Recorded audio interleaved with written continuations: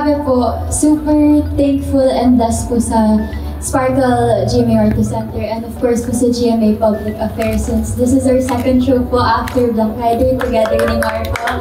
Na-realize ko while watching na this show is about dreams and while watching, na-realize ko na kami mismo, every single one of us here now, we all have our own dreams. Katulad din po dun sa show, habang kinakamit namin yung mga pangarap namin sa show, kinakamit din namin yung mga pangarap namin sa totoong buhay.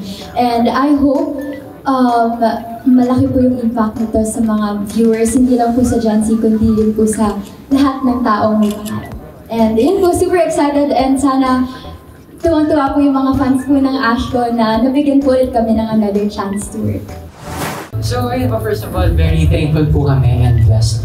Kasi sa Black Rider parang sobra na po yun sa parang hinihingi namin dahil nabigyan po kami ng opportunity as mag-love team and I feel like dahil din po dun kaya po kami na-launch as love team. Kaya yun, maraming salamat po sa Youth and Public Affairs sa Sparkle GMA Arts Center.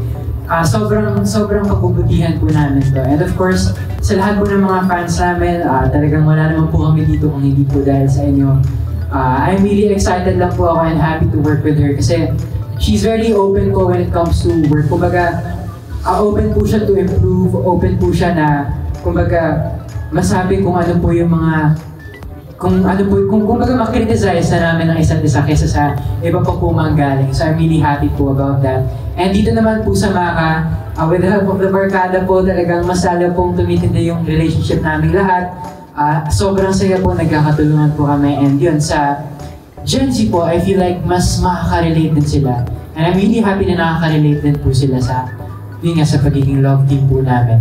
Dahil yun naman po talaga yung goal namin is to be genuine sa isa't isa. And of course, to the fans, gusto po namin i-build yung trust sa kanila and masaya po kami na nagagampanan po namin.